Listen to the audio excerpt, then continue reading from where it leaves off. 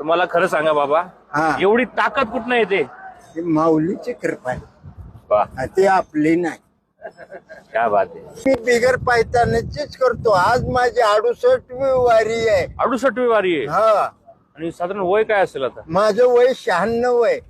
बापरे, 96 वय. हा, 1928चा जन्म आहे माझा. बापरे, हे बाबांकडे बघून म्हणजे आता पाहू शकता की निसर्गाची किमया आहे असावी ही.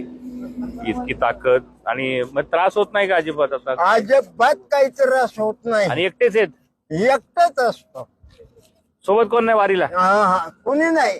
असे सगळी वारी सोबत.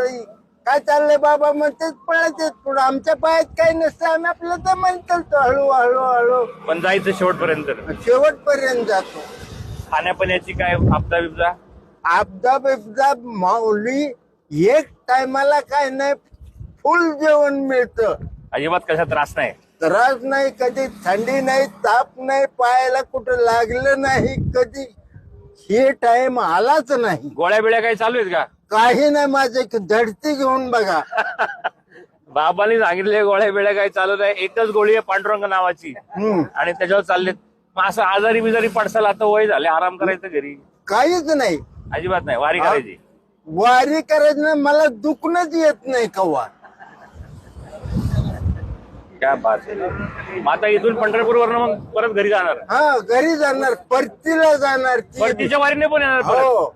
असं गाडी घोड्याने जाणार नाही अजिबात? नाही नाही, अजिबात जात नाही. तुम्ही चोपदाराला ह्याला चौकशी करा. म्हणजे जाताना वारीने जायचं, बाकीचे आम्ही येताना गाडीने जाणार आम्ही आमच्या घरी, तुम्ही नाही? मी आपला दिंडी बरोबरच चालतो.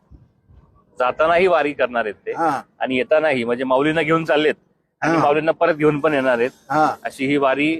तर मला खरं सांगा बाबा, हा. एवढी ताकद कुठनं येते? ही माऊलीची कृपा आहे. वा, ती आपली नाही. क्या बात आहे. बाबांसाठी एकदा टाळ्या वाजवा. पुंडली केवळ हरी विठ्ठल श्री ज्ञानदेव पंढरीनाथ भगवान की जय. माऊली ज्ञानेश्वर महाराज की जय. जगद्गुरु तुकाराम महाराज की जय. या बाबा, इकडे चहा घेऊ आपण जरा. या इकडे बसा.